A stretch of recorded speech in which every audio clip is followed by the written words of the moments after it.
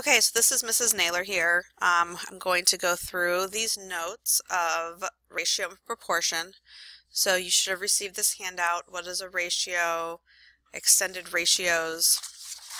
And on the back side is a proportion. I understand this is a little dark. I don't know if that helps. But together we're going to go through the notes. I'm going to do them on a separate sheet of paper because I know this type is a little bit blurry. You can just fill in your paper as you go. We will do an example together, one or two from each section, and then the expectation is that you finish the assignment on your own for your class. So the first thing we're going to talk about is what is a ratio?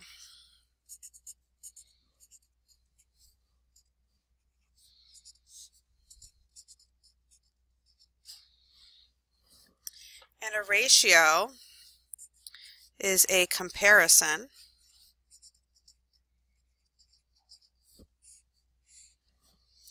of two or more quantities.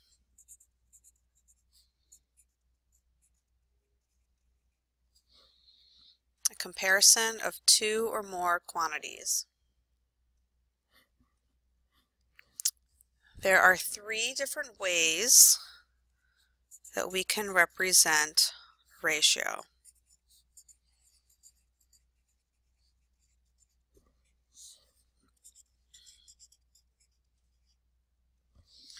The first way is as a fraction, such as A over B.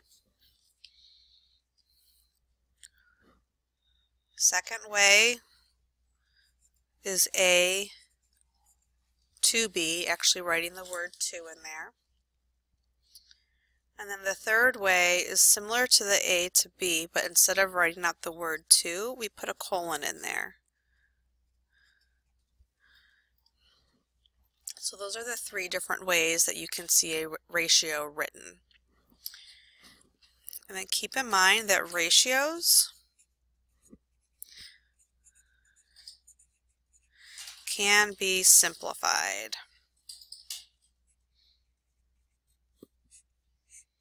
So for example, if you're taking a test and you write down a particular ratio, let's say 2/10, and you don't see that answer anywhere in the choices, you need to be able to recognize that that can be simplified to 1/5.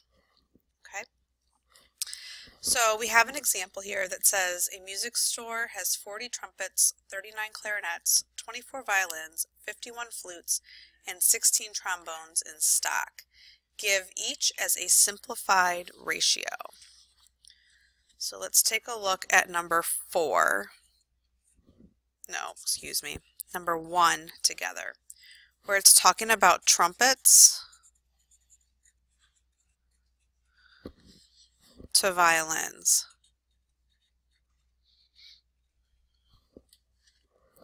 So the first thing we want to do is we want to look at the number of trumpets that there are, and there are 40 trumpets.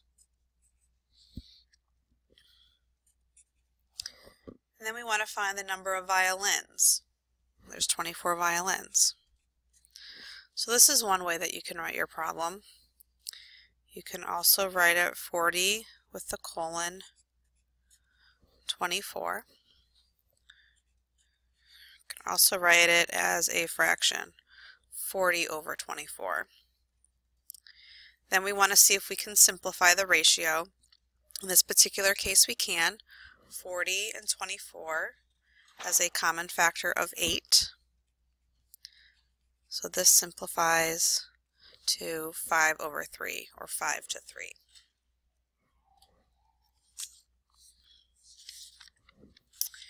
Next, we have what are called extended ratios.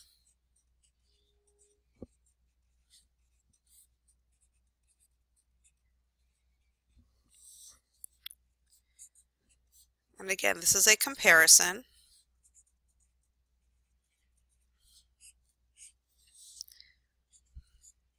of 3 or more.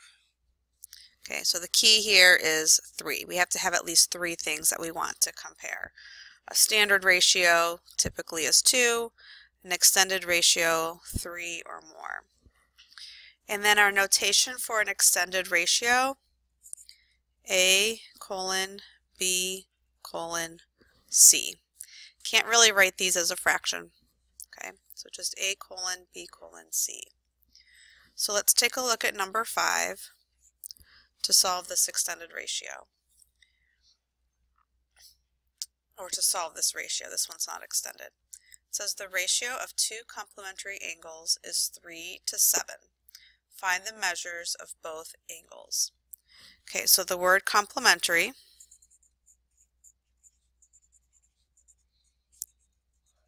we need to recall that that is 90 degrees. You need another box of Xerox paper too. Please. Thank you. Okay. Sorry about that.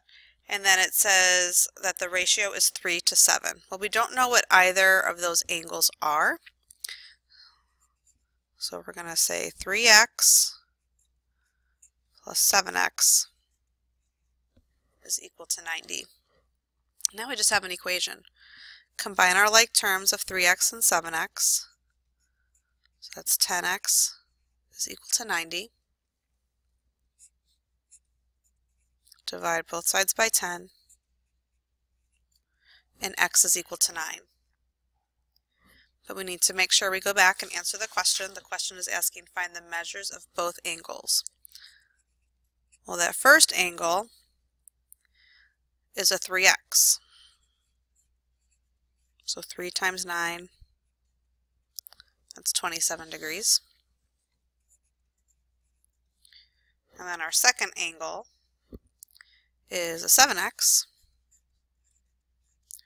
7 times 9, that's 63 degrees. And then one final check, when you add 27 and 63, you should get 90 degrees.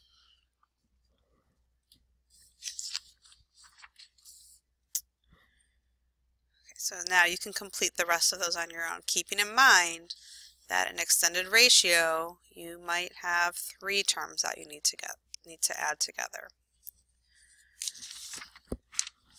And finally, we're going to talk about a proportion.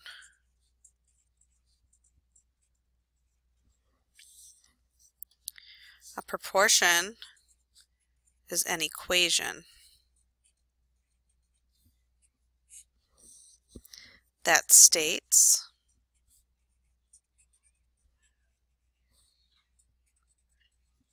two ratios are equal. Typically, we see proportions written as a fraction equal to a fraction, such as A over B is equal to C over D. To solve a proportion, we use something called the cross product property.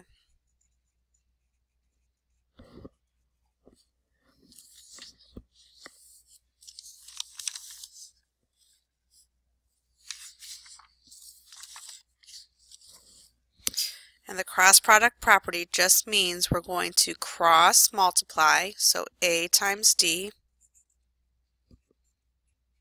and that is equal to the other crossing or the other diagonal, B times C.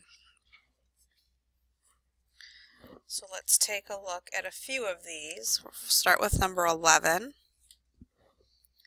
We have 4 over x is equal to 2 over 7. So our cross product states that we're going to multiply diagonally. So I typically like to start with my x's. So I'm going to do x times 2, so that's a 2x. And that is equal to the other diagonal, 4 times 7. So that means that 2x is equal to 28. We can divide both sides by 2. and x is equal to 14.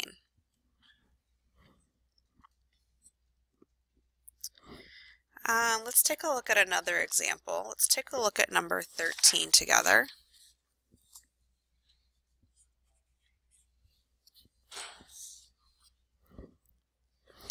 So we have a quantity here of x minus 1 over 6 is equal to 13 over 19.